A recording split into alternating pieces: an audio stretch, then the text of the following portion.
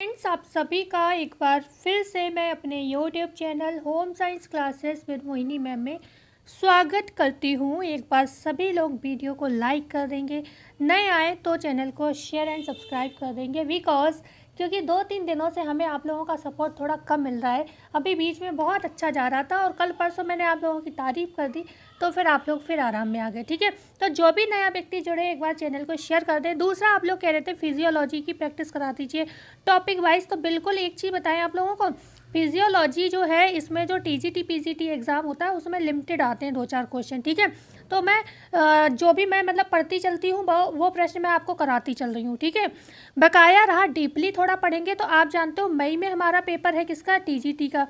Okay, और TGT का है, और जून में किसका है, पीजीटी का। लगभग हमें लोगों को पीजीटी में क्या है, 1 महीने का समय लगभग मिल रहा है। ठीक है, तो हम उस 1 महीने में पीजीटी का जो फिजियोलॉजी है पूरा कंप्लीट कर लेंगे 1 महीने में। ठीक है, पहले ही कर लेंगे। ओके, तो इसलिए उसके लिए इतना ज़्यादा आप लोग परेशान ना हो, मतलब वो भी प्रैक्टिस हम लोग कर लेंगे। ठीक है, तो आज हमारे प्रश्न मतलब जो अभी हमारी सीरीज़ चल रही है 50 की उसी में है, तो स्टार्ट करते हैं क्लास को। ओके, तो क्वेश्चन 51, क्योंकि हमने 50 कल करे थे तो उसी सीरीज़ का ये प्रश्न है।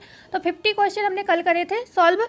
मनोवैज्ञानिक 51 से आज करेंगे। मनोवैज्ञानिक डायना बॉम्ब्रेट द्वारा सन 1960 में कितने प्रकार की पालन पोषण की शैलियाँ बताई गई। ठीक है, आप सभी लोग जानते हो डायना बॉम्ब्रेट जो है इन्होंने ही सर्वप्रथम क्या किया था, पालन पोषण की शैलियाँ बताई थी। तो कितने प्रकार की बताई थी, 2 प्रकार की, 3 प्रकार की, 4 प्रकार की या 5 प्रकार की। तो इन्होंने जो बताई थी वो कितनी बताई थी, 3 प्रकार की शैलियाँ बताई थी। कौन कौन सी बताई थी इन्होंने, एक बताई थी जो है ऑथोरिटेरियन जो है, ठीक है, वो वाली बताई थी। ओके, पहली तो ये थी ऑथोरिटेरियन, दूसरी इनकी जो थी वो थी ऑथोरिटेटिव थी। ठीक है,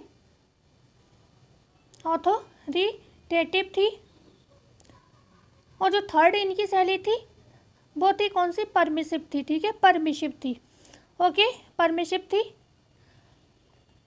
ओके, तो याद रखिएगा जो आपकी ऑथोरिटेरियन जो शैली होती है वो कहलाती है सत्तावादी शैली, और जो ये होती है ऑथोरिटेटिव शैली ये क्या कहलाती है, ये आधिकारिक शैली, आधिपत्यपूर्ण शैली के नाम से जानते हैं इसको हम लोकतांत्रिक शैली, कई नामों से हम इसको जानते हैं। और जो आपकी परमिसिव है इसको हम अनुमेय शैली के नाम से, अनुग्रहपूर्ण शैली आदि के नामों से जानते हैं, या फिर लापरवाह माता पिता भी हम कह सकते हैं। ठीक है, तो यहाँ पर 3 ऑप्शन सही थे। जो ये याद रखिएगा डायना बॉम्ब्रेट, ठीक है, डायना बॉम्ब्रेट ने 1960, ये नाम बहुत इंपॉर्टेंट है क्योंकि अभी तक ये प्रश्नों में पूछा नहीं गया है, शैलियाँ ही पूछी गई हैं, तो हो सकता है ये पूछा जाए। ओके, 1960 में ये शैलियाँ आई थी। क्वेश्चन है यहाँ पर 52, नज़रअंदाज शैली के प्रतिपादक कौन है, डायना बॉम्ब्रेट है, मैकोबी एवं मार्टिन है, मैकोबी है, मार्टिन है। तो अभी हमने आपको बताई थी जो आपकी 3 शैलियाँ बताई थी, अभी हमने वो किसकी थी, डायना बॉम्ब्रेट की थी, है ना, डायना बॉर्मिड। ओके, बॉर्मिड की थी, जो जिनकी थी ऑथोरिटेरियन, ऑथोरिटेटिव और परमिसिव थी, 3 थी। लेकिन जो लास्ट की शैली आई थी जिसे हम अपेक्षित शैली या निग्लेक्टिव शैली या फिर नज़रअंदाज शैली, उपेक्षापूर्ण शैली, ना जाने कितने कई नाम है, ध्यान रखिएगा। देखो ज़रूरी है ये भी पता होना, उपेक्षित शैली के नाम से भी हम जानते हैं इसको। ओके, उपेक्षापूर्ण भी हम इसको कह सकते हैं, उपेक्षापूर्ण भी कह सकते हैं, नज़रअंदाज शैली। तो ये जो शैलियाँ हैं किसकी दी हुई हैं, ये दी हुई है मैकोबी ने। मैकोबी एवं मार्टिन ने क्या किया था, लास्ट में इसको जोड़ा, इसीलिए टोटल अब 4 शैलियाँ हम लोग पढ़ते हैं। ठीक है, टोटल 4 हैं, लेकिन 3 डायना बॉम्ब्रेट ने दी हैं और एक जो दी है वो मैकोबी एवं मार्टिन की दी हुई शैली है। ठीक है, बढ़ते हैं आगे। क्वेश्चन है यहाँ पर, अच्छा अगर समय पूछा जाए, प्रश्न देख लूँ अगर नहीं डाला है, तो जो प्रश्न में अगर ये पूछा जाए कि किस समय की शैली थी, तो ये 1980 में आई थी। ओके, और वो वाली हमने जो पहले बताई वो 1960 में आई थी। ठीक है, क्वेश्चन है यहाँ पर 53, निम्नलिखित में से पालन पोषण की वह शैली जो सर्वाधिक श्रेष्ठ इनमें से मानी जाती है, सत्तावादी, अधिकारवादी, अनुमेय या उपेक्षित। अब थोड़ा सा हम इन शैलियों को डिस्कस कर लेंगे। ठीक है, जो सत्तावादी शैली होती है ये कहती है कि जो मैंने कह दिया मतलब माता पिता कहते हैं जो मैंने कह दिया वही करना है। अगर तुम्हें मैथ नहीं आती तो चाहे तुम अपने प्राण दे दो, लेकिन तुम्हें मैथ ही विषय लेना है बोर्ड एग्जाम में। ओके, तो ये कौन सी होती है, वो मतलब जो मैंने कह दिया तुम्हें, मैंने कह दिया है तो तुम्हें IAS PCS की ही तैयारी करनी, भले ही तुम्हारी स्थिति हो या ना हो, आपकी क्षमता हो या ना हो। मैंने कह दिया तो आपको डॉक्टर ही बनना है। जैसे कि आपने वो मूवी देखी होगी, कौन सी थी, 3 इडियट, है ना, 3 इडियट ही तो थी, जिसमें वो सभी को डॉक्टर बनने के लिए प्रेरित करते रहते थे कि सबको डॉक्टर ही बनना है। ओके, तो उस तरीके की जो अधिकारवादी शैली होती है, यही शैली, आंसर यही होगा, बी ऑप्शन होगा।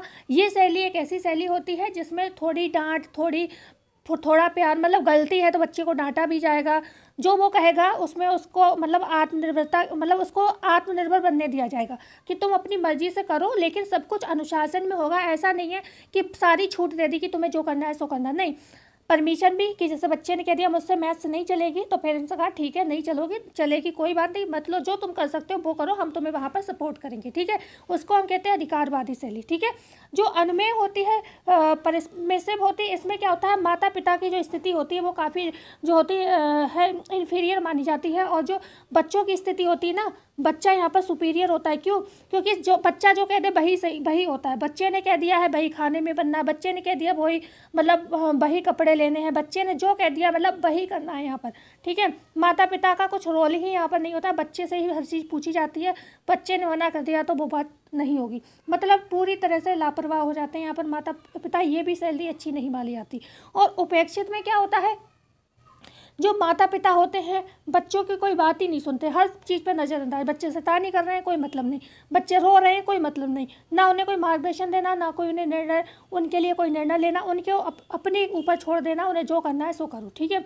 मतलब यहाँ पर क्या था, इसमें बच्चे की सुनी जा रही थी, मतलब हर चीज़ बच्चे के हिसाब से हो रही, यहाँ पर बच्चे से मतलब ही नहीं है, ठीक है। तो मतलब उसने जो, तुम कुछ मैथ लो मत लो, कुछ करो मत करो, जीवन में कुछ करना चाहते हो नहीं चाहते हो, उन्हें कोई मतलब नहीं है, बच्चा रो रहा है तो ये अपने काम में बिजी, इन्हें कोई मतलब नहीं है, ठीक है। तो यहाँ पर सबसे बढ़िया शैली जो मानी जाती है वो बी ऑप्शन यहाँ पर सही हो जाएगा। आपकी थ्योरी भी कंप्लीट हो गई, ये थ्योरी बस इतनी ही है, ठीक है, इसमें इतनी ही थ्योरी है, ज़्यादा नहीं है, ठीक है। और थ्योरी भी पूरी पढ़ ली आपने, और हमारा क्वेश्चन भी लग गया। क्वेश्चन है 54, मतलब एक टॉपिक आपका मैंने कंप्लीट कर दिया। 54 क्या है, भाप द्वारा भोजन पकाने की कितनी विधियाँ हैं? 2 है, 3 है, 4 है। तो भाप द्वारा हम जो भोजन की जो विधियाँ मानी जाती, 3 मानी जाती हैं।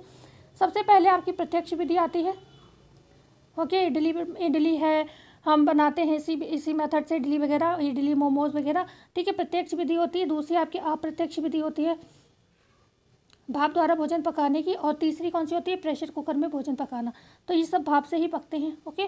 तो ये 3 विधियाँ मानी जाती हैं, ओके। 121 डिग्री सेल्सियस का टेम्परेचर रहता है प्रेशर कुकर में भोज्य पदार्थ बनाने का, ध्यान रखिएगा, बी ऑप्शन सही है। क्वेश्चन है यहाँ पर 55, मानव शरीर की सबसे लंबी कोशिका कौन सी है? शुक्राणु कोशिका है, अंडाणु कोशिका है, तंत्रिका कोशिका है, उपयुक्त सभी। तो हम सभी जानते हैं हमारे शरीर की जो सूक्ष्मतम क्रियात्मक संरचनात्मक जो इकाई है वो कोशिका है, ठीक है। जो हमारे शुक्राणु होते हैं इसकी कोशिका मानव में सबसे छोटी मानी जाती है, छोटी कोशिका मानी जाती है। जो अंडाणु होते हैं इसकी कोशिका सबसे बड़ी मानी जाती है, ठीक है, बड़ी मानी जाती है। और जो तंत्रिका कोशिका होती है इसकी कोशिका लंबी मानी जाती है, ओके, लंबी मानी जाती है। तो आंसर में लंबी पूछा गया है तो सी ऑप्शन यहाँ पर सही हो जाएगी, ओके। और सजीवों में पूछी जाए कि सबसे बड़ी कोशिका किसकी है, तो शुतुरमुर्ग के अंडे की मानी जाती है। सजीवों में सबसे बड़ी कोशिका किसकी मानते हैं, शुतुरमुर्ग के अंडों की, ओके। और माइक्रोप्लाज्म की सबसे छोटी, शुतुरमुर्ग, ठीक है, और माइक्रोप्लाज्म की सबसे छोटी। बढ़ते हैं आगे, क्वेश्चन है यहाँ पर 56, भोजन पकाने की कुल कितनी विधियाँ हैं? 2 विधियाँ हैं, 3 विधियाँ हैं, 4 विधियाँ हैं, 5 विधियाँ हैं। तो भोजन पकाने की कुल 5 विधियाँ हैं, ठीक है। अभी जो प्रश्न पीछे था वो हमने पूछा था भाप द्वारा भोजन पकाने की कितनी विधियाँ, वो कितनी थी, 3 थी। लेकिन यहाँ पर ओवरऑल पूछा जा रहा है कि जो हम भोजन पकाते हैं, देखो आजकल बहुत चीज़ें नई नई आ गई हैं, लेकिन हम मुख्य जो है हमारी 5 विधियाँ भोजन पकाने की मानी जाती हैं। एक बार चर्चा कर लेते हैं, बस बहुत जल्दी करेंगे क्योंकि मैं थ्योरी नहीं पढ़ा रही हूँ, तो मैं सोचती हूँ चीज़ें पता रहनी चाहिए, ओके। आर्द्र ताप द्वारा, और ऐसे चीज़ें याद भी होती हैं कि प्रैक्टिस भी हो जाती है और चीज़ें कॉन्सेप्ट ज़्यादा क्लियर होता है ऐसे। आर्द्र ताप द्वारा पकाना, ठीक है। दूसरा होता है शुष्क विधि द्वारा पकाना, शुष्क विधि द्वारा पकाना, शुष्क विधि जैसे ग्रिल वगैरह में हम पकाते हैं, ग्रिलिंग में पकाना, भूनना, सेकना, ये सब किसमें होता है, शुष्क ताप होते हैं। और जो आर्द्र ताप द्वारा जो होते हैं उनमें आपका उबालना आ जाता है, खदकाना आ जाता है, न्यूनतम उसमें पकाना हो जाता है, ठीक है। तो यहाँ पर अगर हम बात करते हैं तीसरे की कौन सी है, तो ये होती है बशा द्वारा पकाना, बशा द्वारा पकाना, ठीक है, बशा द्वारा पकाना। जो चौथी होती है आपकी वो होती है आपकी माइक्रोवेव में पकाना, माइक्रोवेव द्वारा भोजन पकाना। और जो 5वीं आपकी होती है वो सौर ऊर्जा से, ठीक है, सौर ऊर्जा में भोजन पकाना, सौर ऊर्जा से भोजन पकाना, ठीक है, ओके। तो ये 5 विधियों से हम कहीं ना कहीं जो है 5 विधियों का प्रयोग करके हम भोजन पकाते हैं। आर्द्र ताप द्वारा, शुष्क विधि द्वारा, वसा द्वारा, ओके, शुष्क विधि द्वारा, वसा द्वारा, माइक्रोवेव द्वारा और सौर ऊर्जा द्वारा। ये 5 विधियों से भोजन हम पकाते हैं। क्वेश्चन है यहाँ पर 57, निम्नलिखित में से किसका प्रयोग आरडीए कैलकुलेट करने के लिए किया जाता है? हम आरडीए को किस विधि से कैलकुलेट करके जो है आरडीए चार्ट का निर्माण करते हैं? यहाँ पर ऑप्शन है EAR, बी ऑप्शन है AI, सी ऑप्शन है LRNI और डी ऑप्शन है AMDR। तो जो आप EAR है इसकी सभी को डेफिनेशन भी पता होगा, एस्टिमेटेड एवरेज रिक्वायरमेंट, है ना, यही तो इसकी डेफिनेशन है, एस्टिमेटेड एवरेज, सॉरी ये ए है, एवरेज रिक्वायरमेंट, ठीक है, रिक्वायरमेंट, ओके, इसका ही काम होता है। ये आरडीए को क्या करता है? कैलकुलेट करने का काम करता है। अच्छा, किस आधार पर कैलकुलेट करता है अगर पूछा जाए? देखो बहुत इंपॉर्टेंट चीज़ें हैं, याद रखिएगा। एक तो व्यक्तिगत आधार पर, व्यक्तिगत आधार पर जो जरूरी है भाई एक्सप्लेनेशन चलेगी, इन पे जो है ना ये ज़रूरी चीज़ें हैं, बकाया हम एक्सप्लेनेशन नहीं करेंगे ज़्यादा आगे, ठीक है। व्यक्तिगत आधार पर, समूह के आधार पर, ठीक है, समूह के आधार पर, ओके, इन्हीं आधार पर कैलकुलेशन होती है, आरडीए निर्धारित किया जाता है। एक व्यक्तिगत आधार पर, समूह के आधार पर और पॉपुलेशन के आधार पर, ठीक है, पॉपुलेशन के आधार पर, ठीक है। तीसरा क्या है? पॉपुलेशन, जनसंख्या के आधार पर। तो ये कौन करता है? EAR करता है, पॉपुलेशन के आधार पर। तो ये आपको आंसर मिल गया यहाँ पर, ओके, एक सेकेंड, हाँ, आंसर आपको मिल गया, ए ऑप्शन होगा। अच्छा, किसी को पता है कि AI का मतलब क्या होता है? तो यहाँ पर जो होता है AI का मतलब होता है एडिक्वेट इनटेक सेफ वैल्यू, ठीक है, ओके, मतलब डेफिनेशन थोड़ी अलग है, मैंने थोड़ा अलग बता दिया लेकिन मतलब सेम ही है। एडिक्वेट इनटेक, ओके, और सेफ वैल्यू, उससे sorry safe intake, safe value मतलब सेफ इनटेक बातें की, ओके, सेफ इनटेक मतलब यहाँ पर ये कहा जाता है कि अगर आप +2 अपना न्यूट्रिशन जो भी आरडीए ने रिकमेंड किया है, अगर आप उससे +2 भी रोज़ ले रहे हो तो कोई इतना ज़्यादा इफेक्ट नहीं पड़ता है, ठीक है ना। लेकिन ये है कि अब आपका रोज़ +2 से +3 +4 +5 होता जाएगा, मतलब आपका न्यूट्रिशन डेली बढ़ता जाएगा, आप रोज़ ज़्यादा खाने लगोगे तो कहीं ना कहीं आप मोटापे के शिकार हो सकते हो, आपको बहुत सारी बीमारियाँ भी हो सकती हैं जो कि ओवर न्यूट्रिशन से होती हैं, वो वाली। लेकिन यहाँ पर मतलब AI ये कहता है एडिक्वेट इनटेक और सेफ इनटेक कि मतलब अगर आप +2 तक, जो हमने आरडीए ने रिकमेंड किया है EAR के माध्यम से, तो अगर आप +2 तक एनर्जी न्यूट्रिशन जो भी है प्रोटीन वगैरह ले लेते हो तो उससे कोई दिक्कत नहीं है आपको। लेकिन इससे ऊपर लेने लगोगे तो कहीं ना कहीं आपको ये नुकसानदायक हो जाएगा, ठीक है। यहीं पर आपको LRNI दिख रहा है, इसकी जो होती है इसके भी चर्चा कर लेते हैं, ऐसे ही याद हो जाएंगी ये चीज़ें आरडीए की। जो LRNI है ये कहता है लोअर रेफरेंस, ठीक है, लास्ट में ये CE लिखा है, जल्दी में लिख दिया, lower reference nutrient intake, nutrient.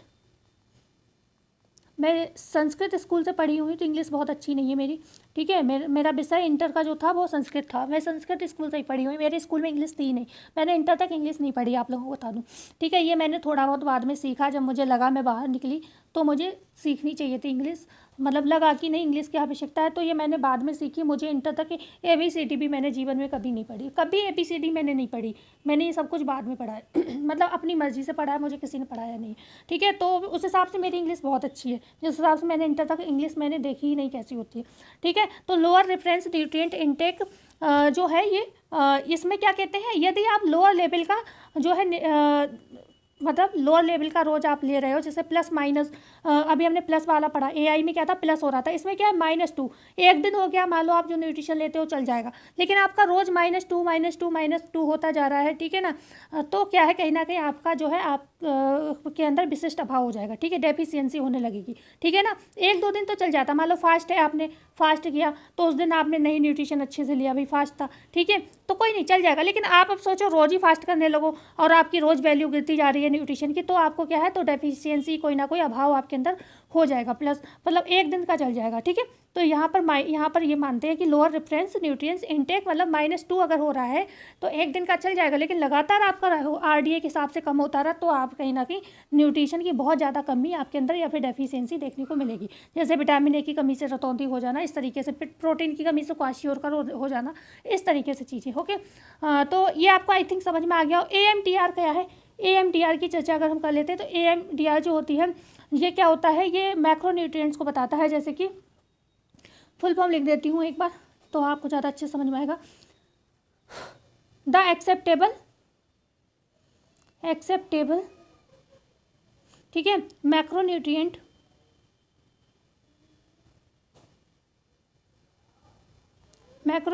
Distributive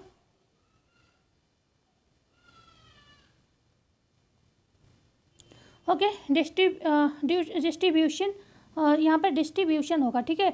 व्यूशन की स्पेलिंग एक सेकेंड गलत कर दिया, डिस्ट्रीब्यूशन TION, ठीक है, डिस्ट्रीब्यूशन होगा यहाँ पर।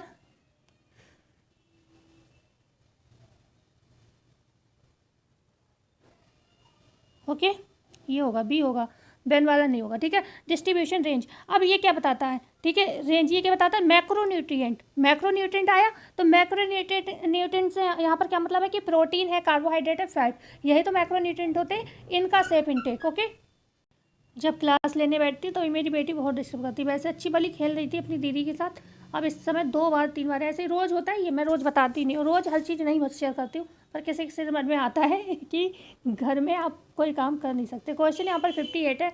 RDA 2020 के अनुसार मध्यम क्रियाशील स्त्री का वजन कितना होगा, 65 kg, 45 kg, 55 kg, 60 kg। तो यहाँ पर 65 kg आप जानते हो पुरुषों का है, ठीक है, RDA के हिसाब से 2020 65 पुरुषों का है, 45 हटा दो, 55 भी नहीं है हमारा, सॉरी हाँ 55, सी ऑप्शन सही है, 55 kg जो है स्त्रियों का है। ओके, और ये मध्यम दिया है यहाँ पर, मध्यम ही नहीं, चाहे कम क्रियाशील पूछा जाए तो भी यही रहेगा, चाहे अधिक क्रियाशील पूछा जाए यही रहेगा, मध्यम पूछा जाए तो भी यही रहेगा, पुरुषों में भी सेम रहेगा 65। ओके, गर्भवती का भी 15 प्लस कर दोगे तो इनका भी 65 ही बनेगा, क्योंकि 55 में 15 प्लस करोगे तो पूछा जाए गर्भवती का कितना वजन होता है तो लगभग 65 तक बढ़ना चाहिए। ओके, या पूछा जाए प्लस कितना होना चाहिए तो +15 होना चाहिए। ओके, क्योंकि 55 में +15 होता है, ठीक है। तो यहाँ पर सी ऑप्शन सही था। क्वेश्चन है यहाँ पर 59, RDA 2020 को किस विशेषज्ञ समिति द्वारा जो है तैयार किया गया, NNMB, NFHS, बी ऑप्शन है WHO और IAP, सी ऑप्शन है ए और बी दोनों, और डी है केवल बी। तो यहाँ पर जो आपके RDA है इसे जो है NNMB है उसने भी तैयार किया। अच्छा, NNMB की फुल फॉर्म किसी को पता है, नेशनल फैमिली हेल्थ केयर, ठीक, सॉरी अच्छा NNMB की बात हो रही है, NNMB का हो जाएगा नेशनल मॉनिटरिंग ब्यूरो ड्यूटी, ठीक है, नेशनल लिख देती हूँ, नेशनल आधा खा जाती हूँ बोलने में मैं, ठीक है, नेशनल न्यूट्रिशन। ओके, न्यूट्रिशन होगा, डबल N है ना, न्यूट्रिशन, ठीक है, नेशनल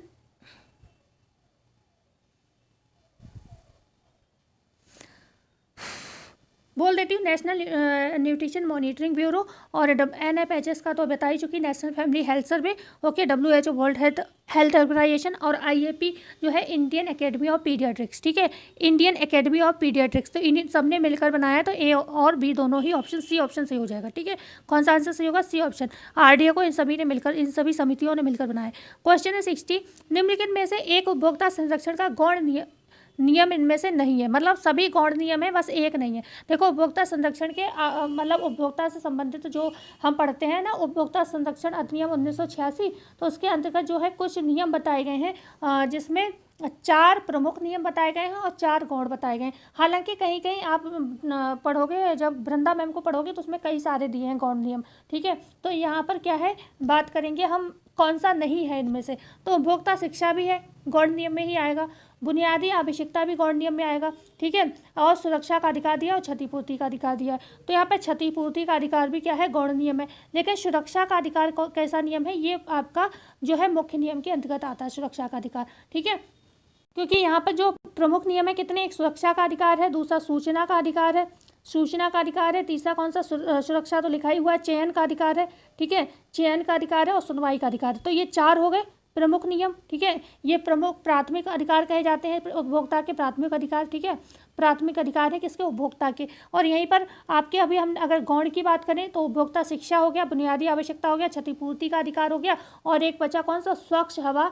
नोट कर लीजिएगा, इंपॉर्टेंट है, ऐसे प्रश्न बनते भी हैं, खूब अच्छे से बनते हैं, आपको पता है, इससे क्वेश्चन खूब पूछे जाते हैं इससे, ठीक है। स्वच्छ हवा, वायु और वातावरण संबंधी चीज़ों से सुरक्षा, ठीक है। तो ये आपको स्वच्छ हवा, वायु, वातावरण से सुरक्षा, तो ये किसके हैं, ये गौण नियम माने जाते हैं, ठीक है। क्वेश्चन है यहाँ पर 61, एला कार्टे किस भाषा का शब्द है। तो एला कार्टे क्या ग्रीक भाषा का शब्द है, फ्रांसीसी भाषा का शब्द है, लैटिन भाषा का शब्द है, जर्मन भाषा का शब्द है। तो एला कार्टे जो है वो आपकी फ्रांसीसी भाषा का शब्द है, ठीक है ना। जिसमें आप प्रत्येक फूड का, मान लो आपने कोई भी थाली भी ली है जिसमें आपने ये पनीर है, ये रोटी है, ये दाल है, ये सब्जी है, ये अचार है, मतलब हर चीज़ को आप यहाँ पर आपको अलग अलग पेमेंट देना पड़ता है, ठीक है ना। तो एला कार्टे में क्या होता है, हर डिश का पेमेंट आपको अलग अलग करना पड़ता है, ठीक है ना।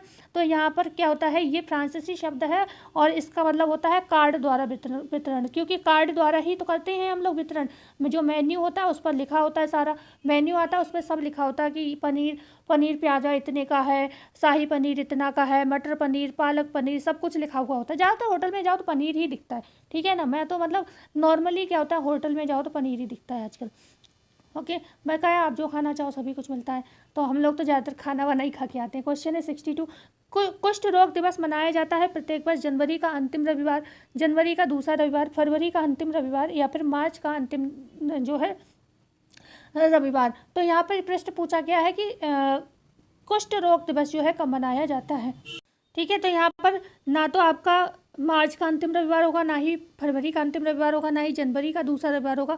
आंसर होगा ए ऑप्शन, जनवरी का अंतिम रविवार जो होता है कुष्ठ रोग दिवस जो है यहाँ पर मनाया जाता है। ए ऑप्शन आपका सही हो जाएगा। क्वेश्चन है यहाँ पर 63, हृदय को पर्याप्त रूप में ऑक्सीजन न मिलना कहलाता है nephrosis, bypass surgery, angina pectoris, stable angina. तो हृदय को पर्याप्त रूप में जब ऑक्सीजन नहीं मिलती है तो उस कंडीशन को क्या कहा जाता है, उसको कहते हैं हम एंजाइमा पिटोरिस, ठीक है। एंजाइमा पिटोरिस कहते हैं या एंजाइना पिटोरिस कहते हैं, ठीक है। स्टेबल एंजाइना हम सभी जानते हैं क्या है, जब दौड़ते दौड़ते क्या होता है, दौड़ने के बाद ओके हमारी सांस बहुत तेज तेज चलने लगती है ना, के बाद तेज तेज चलने वाली, दौड़ने के बाद तेज तेज जो सांस चलती, तेज तेज चलने वाली सांस, ओके कहाँ लिख दूँ, इधर लिख दूँ, चलने वाली सांस, ओके ठीक है, ओहो सॉरी सांस, ठीक है। तेज तेज चलने वाली जो सांस होती है खासतौर से जब दौड़ते समय चलते हैं उसे हम स्टेबल एंजाइना कहते हैं। एंजाइना पिटोरिस क्या होता है, जब ऑक्सीजन पर्याप्त मात्रा में नहीं मिलती हृदय को हमारे, ठीक है। नेफ्रोसिस क्या होता है, नेफ्रोसिस में क्या होता है, मांसपेशी नष्ट हो जाती है, नेफ्रोसिस में मांसपेशियों का नष्ट होना मांसपेशियों का नष्ट होना, ठीक है। मांसपेशियों का नष्ट होना नेफ्रोसिस यहाँ पर कहलाता है। और बाईपास सर्जरी में हम सब लोग अच्छे से जानते हैं क्या किया जाता है, जो नली होते हैं, नली जो होते हैं ना ब्लॉकेज हो जाते हैं, ठीक है ना, तो उसमें क्या होता है, उस नली को छोड़कर अलग से एक नली लगा दी जाती है और जिससे आपका ब्लड सर्कुलेशन दूसरे रास्ते से होने लगता है, ठीक है ना। क्वेश्चन है 64, निम्नलिखित में से किस अंतर्राष्ट्रीय संगठन द्वारा गृह विज्ञान शिक्षा को महत्व व मान्यता प्रदान की, यूनिसेफ, यूनेस्को, केयर या फिर WHO। ओके तो यहाँ पर यूनेस्को द्वारा जो आपने इसकी डेफिनेशन भी में एजुकेशन आता है, आपने देखा ही होगा, मतलब पढ़ाई होगा। तो जो यूनेस्को होता है ना, यूनेस्को द्वारा ही क्या होता है, गृह विज्ञान शिक्षा को महत्व व मान्यता प्राप्त की गई। यूनेस्को की स्थापना कब हुई थी, 1946 में हुई थी, ओके। यूनिसेफ की भी सेम इसी समय हुई थी और यहाँ पर WHO की 1948 में हुई थी। अच्छा केयर की कब हुई थी, कोई बताएगा, कमेंट में बताइए केयर की स्थापना कब हुई थी, 1946, 1945, 1950 या फिर मैं एक और बता देती हूँ 1962। इन्हीं में ऑप्शन है, मैंने आपको बता दिया कौन सा सही होगा। तो यहाँ पर बी ऑप्शन सही था। क्वेश्चन है 65, गृह विज्ञान का जन्मदाता देश किसे कहते हैं, भारत को कहते हैं, अमेरिका को कहते हैं, ऑस्ट्रेलिया को कहते हैं या फिर ब्रिटेन को कहते हैं। गृह विज्ञान का जन्मदाता देश अगर पूछा जाए तो ये कहते हैं हम लोग अमेरिका को, ठीक है। जन्मदाता अमेरिका है। और अगर पूछा जाए कि कौन से स्कूल या कौन सा ऐसा कॉलेज था जिसने जो है अमेरिका में गृह विज्ञान विषय को ज़्यादा महत्वपूर्ण मतलब बहुत ज़्यादा कह सकते हैं ना आगे बढ़ावा दिया, ठीक है, तो वो था लैंड ग्रांट कॉलेज, ठीक है, land grant college, grant college, जो लैंड ग्रांट कॉलेज था, इसने होम साइंस विषय को के विकास में सर्वाधिक भूमिका निभाई। ठीक है, तो बी ऑप्शन यहाँ पर सही हो जाएगा। ओके, क्वेश्चन है यहाँ पर 66, निम्नलिखित में से कौन सा राष्ट्रीय निकाय वैश्विक स्तर पर गृह विज्ञान में अनुसंधान और शिक्षा का समर्थन करता है? अंतर्राष्ट्रीय गृह संघ, अंतर्राष्ट्रीय गृह विज्ञान संघ, अंतर्राष्ट्रीय गृह अर्थशास्त्र संघ, डी है उपर्युक्त सभी। तो मतलब वैश्विक स्तर पर गृह विज्ञान में अनुसंधान और शिक्षा का समर्थन जो करता है वो है अंतर्राष्ट्रीय गृह अर्थशास्त्र संघ। ठीक है ना, अंतर्राष्ट्रीय लेवल की बात हो रही है।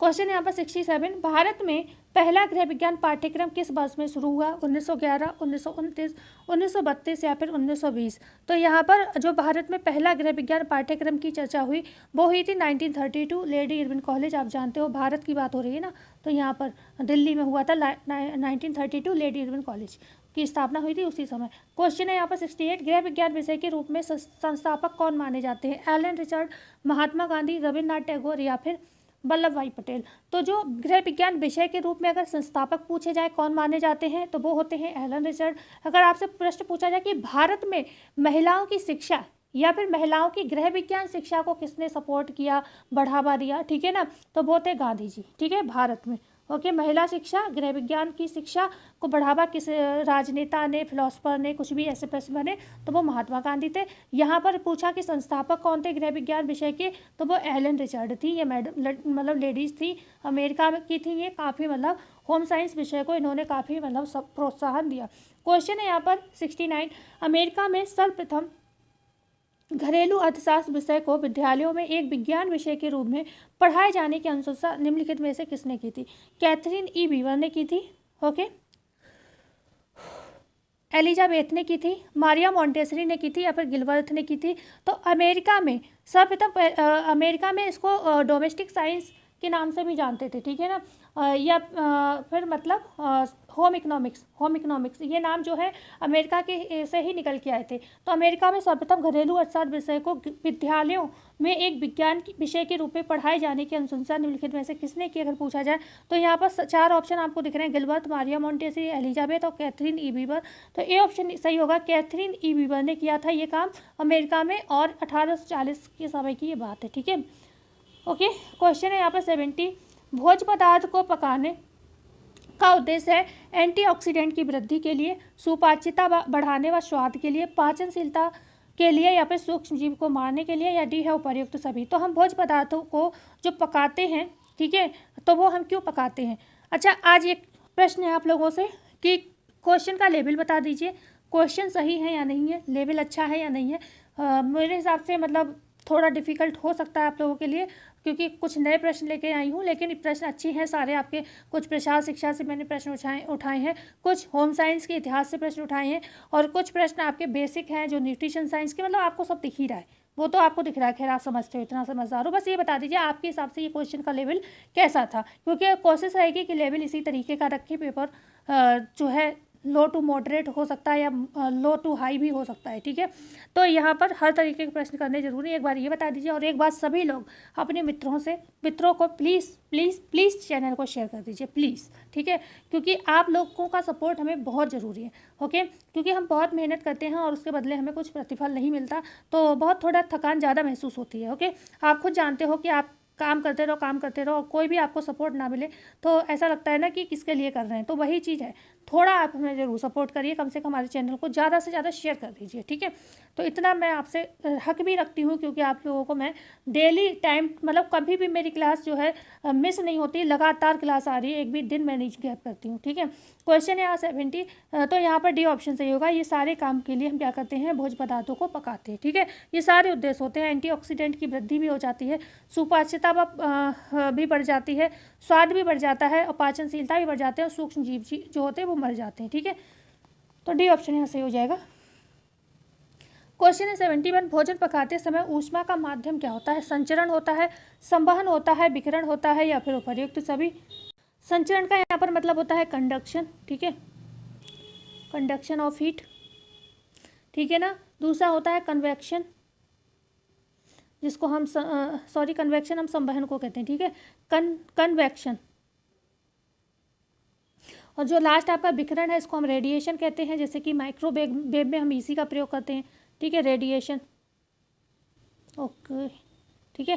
रेडिएशन, माइक्रोवेव में हम रेडिएशन का ही प्रयोग करते हैं, ठीक है। तो यहाँ पर जो होता है जो संचरण हो गया या फिर आपका संवहन हो गया है, विकिरण हो गया, तो ये भोजन पकाते समय ऊष्मा के ये तीनों ही माध्यमों का हम लोग प्रयोग जो है करते हैं, ठीक है ना। तो यहाँ पर डी ऑप्शन सही हो जाएगा।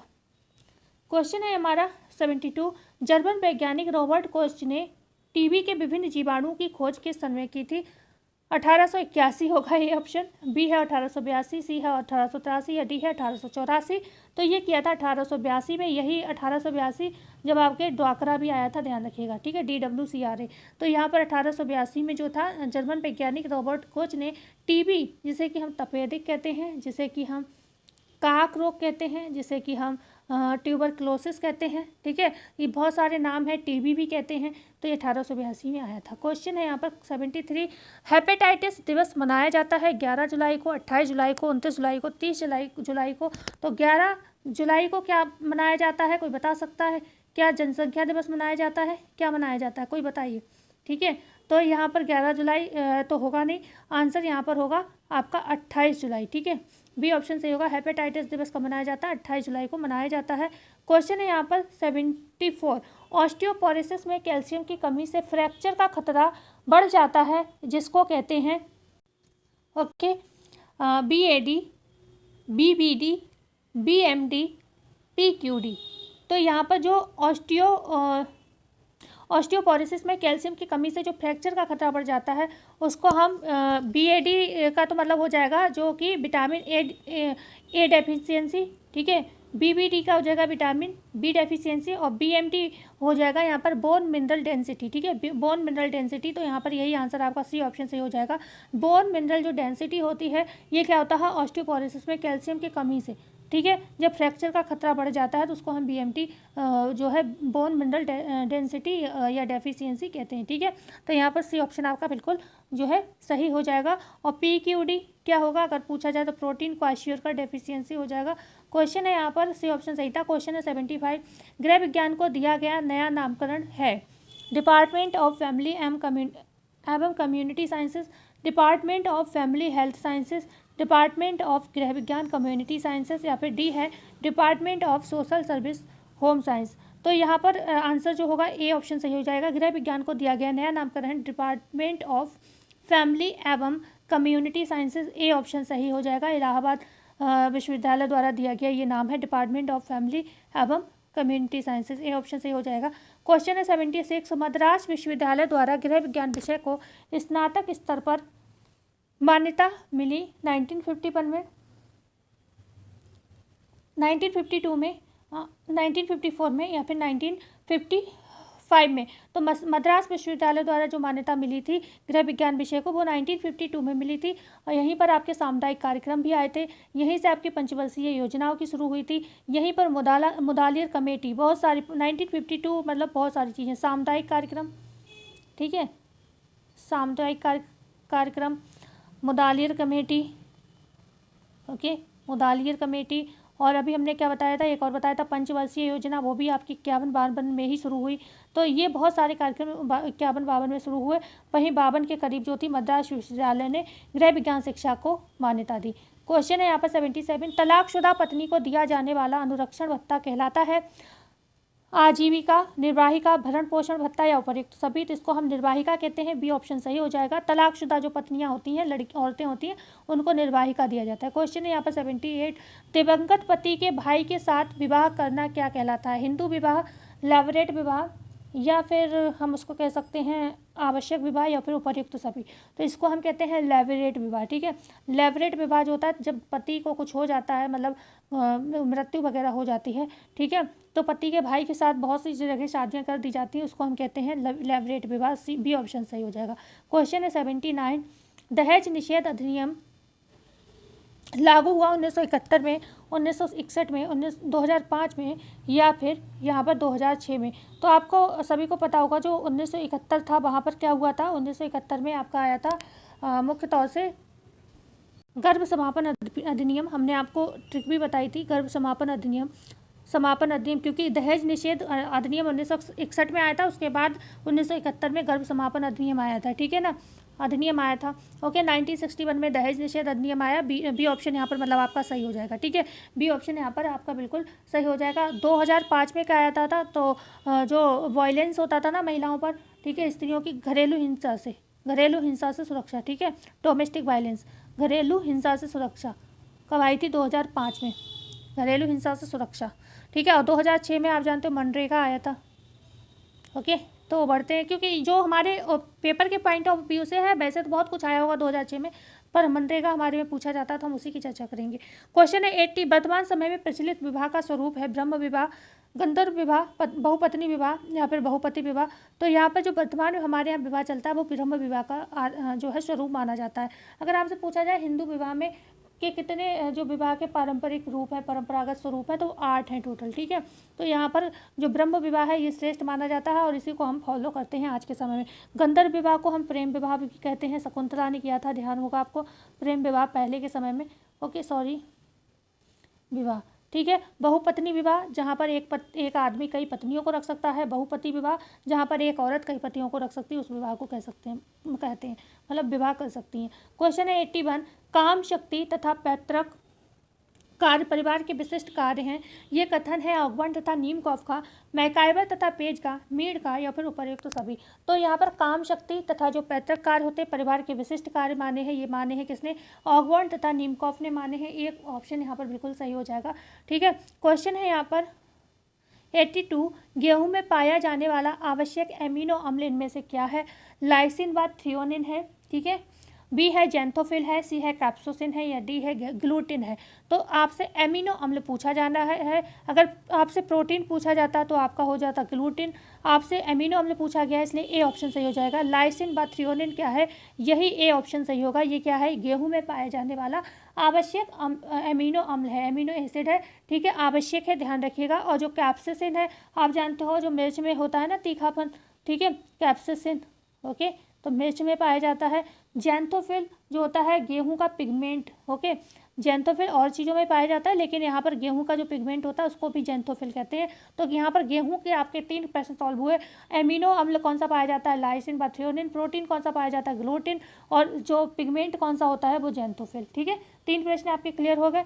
क्वेश्चन है यहाँ पर आगे, क्वेश्चन है 83, अंकुरित गेहूँ में डैश, जो हम गेहूं को अंकुरित करते हैं तो आप जानते हो उसमें क्या चीज़ बढ़ जाती है? Vitamin E, vitamin C, vitamin B, उपर्युक्त तो सभी। देखो अगर प्रश्न बनता कि इनमें सबसे ज़्यादा मात्रा किसकी बढ़ती है तो हम कहते हैं विटामिन ई की, क्योंकि गेहूं के अंकुरण की जो अंकुरण होता है उसका जो तेल होता है उसमें विटामिन ई की सबसे ज़्यादा मात्रा होती है। पर यहाँ पर ऐसा कुछ पूछा नहीं गया है, ये पूछा क्या क्या बढ़ता है। तो यहाँ पर मतलब नॉर्मल अंकुरित गेहूँ में डैश मतलब सभी की चर्चा की गई है। तो यहाँ पर सी भी बढ़ता है, बी भी बढ़ता है, ई भी बढ़ता है, लेकिन ई और सी ज़्यादा बढ़ता है, बी बहुत कम बढ़ता है लेकिन बढ़ता है। ठीक है, तो डी ऑप्शन सही हो जाएगा। क्वेश्चन है यहाँ पर 84, गेहूं को आटे में परिवर्तित करने वाला तत्व यहाँ पर कौन सा है? क्या बियर्ड है, पेरिकॉर्प है, व्हीट मीलिंग है या स्टार्च है? तो गेहूं को आटे में परिवर्तित करने वाला तत्व कहलाता है व्हीट मीलिंग। अगर हम बियर्ड की बात करें, बियर्ड क्या है तो आप जानते हो जैसे कि गेहूं किस तरीके से ऐसे कुछ होता है ना, ठीक है, मान लो ये गेहूं बीच में इस तरीके से होता है गेहूं, तो यहाँ पर कुछ रुएं वगैरह रुएं से आपको दिखेंगे। अगर आप गेहूं को बारीकी से हाथ में लोगे तो हल्के हल्के से रुएं से दिखते हैं। तो ये जो रुएं दिखते हैं छोटे छोटे बाल जैसे, इनको हम बियर्ड कहते हैं। ठीक है, इन्हीं को हम बियर्ड कहते हैं। ओके, यहाँ पर पेरिकॉर्प क्या है? आप जानते हो जो आपकी ऊपरी परत होती है उसको हम क्या कहते हैं? पेरिकॉर्प कहते हैं। ओके, और स्टार्च आप जानते हो लगभग अनाजों में पाया जाता है। ओके, क्वेश्चन है यहाँ पर, क्वेश्चन है अनाज में भ्रूण या अंकुर किसके द्वारा जुड़ा होता है? एंडोस्पर्म द्वारा, स्कूटेलम द्वारा, आजनिन द्वारा या फिर उपर्युक्त तो सभी द्वारा। तो जो अनाज या भ्रूण होता है, अनाज का जो भ्रूण या अंकुर होता है वो जुड़ा होता है, वो स्कूटेलम द्वारा जुड़ा होता है। बी ऑप्शन यहाँ पर जो है बिल्कुल सही हो जाएगा, बी ऑप्शन सही हो जाएगा। जो अनाज के आटे का मुख्य भाग होता है उसे हम एंडोस्पर्म कहते हैं। अनाज या आटे का मुख्य भाग, ठीक है, अनाज या आटे का मुख्य भाग उसे हम एंडोस्पर्म कहते हैं, आटे का मुख्य भाग। ओके, तो इसे हम एंडोस्पर्म कहते हैं। और हमने आर्जिनिन प्रोटीन होती है, हम सभी जानते हैं किसकी प्रोटीन होती है, लेकिन ये चावल की होती है, गेहूं की नहीं होती है। चावल की ये मुख्य प्रोटीन होती है। ओके, आर्जिनिन चावल की मुख्य प्रोटीन। ओके, इसका तो आंसर आपको मिल गया।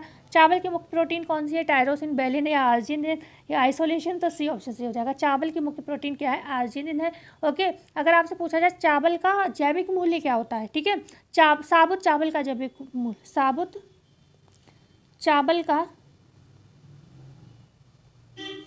तो बहुत इंपॉर्टेंट प्रश्न है ये, साबुत चावल का जैविक मूल्य पूछा जाए कितना होता है जैविक मूल्य, तो ये होता है आपका 73, ठीक है, 73। अगर आपसे पूछा जाए कि पॉलिश किए हुए चावल का, ठीक है, पॉलिश किए हुए चावल का जैविक मूल्य क्या होता है, तो ये होता है आपका 64, ठीक है। तो पॉलिश वाला चावल हमारे लिए इसलिए नुकसानदायक होता है, और 73 क्योंकि इसका जैविक वैल्यू ज़्यादा है, तो ये हमारे लिए फ़ायदेमंद होता है। तो साबुत चावल का जैविक मूल्य कितना होता है? 73 होता है। ओके, और प्रोटीन आर्जिनिन होती है। मुख्य प्रोटीन चावल की ध्यान रखिएगा। 87 है।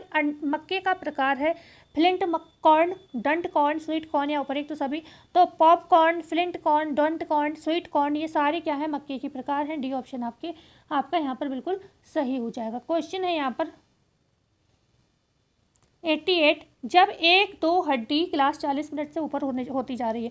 क्वेश्चन है 88, जब एक दो हड्डी कई ही छोटे छोटे भागों में टूट जाती है तो उसे कहते हैं पंचड़ी टूट, ग्रेन स्टिक टूट, बहुखंड टूट या फिर उपर्युक्त तो सभी। प्रश्न क्या है? जब एक दो हड्डी कई छोटे छोटे भागों में टूट जाती है तो उसे हम बहुखंड टूट कहते हैं, ठीक है। क्या कहते हैं? बहुखंड टूट कहते हैं। जो पंचड़ी टूट होती है ये क्या होती है? इसमें क्या होती है? जो हड्डी होते हैं, हड्डी के सिरे क्या होते हैं? एक दूसरे में घुस जाते हैं। हड्डी टूटी और उसके जो सिरे होते हैं एक दूसरे को चीर के अंदर घुस जाते हैं। हड्डी के सिरे एक दूसरे में घुस जाते हैं, ठीक है, ठीक है, क्लियर हुआ। यहीं पर जो आपकी ग्रीन स्टिक टूट होती है ये किसमें होती है? ये कच्ची टूट कहलाती है। किसमें होती है? बच्चों में। बच्चे की जो कच्ची टूट कहलाती है, इस ग्रीन स्टिक टूट को ही कच्ची टूट कहते हैं।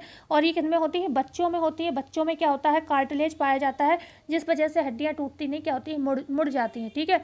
तो यहाँ पर इसी को कच्ची टूट कहते हैं, ओके, और ग्रीन स्टिक टूट कहते हैं। क्वेश्चन है 89, दूध में वसा की मात्रा की जांच के लिए कौन सा परीक्षण किया जाता है? बेनेडिक्ट परीक्षण, गेरबर परीक्षण, फेहलिंग परीक्षण या मॉलिस परीक्षण? तो सारे परीक्षण की हम चर्चा कर लेते हैं, ठीक है। जब हम क्या करते हैं प्रोटीन में, जो प्रोटीन में क्या होता है? प्रोटीन में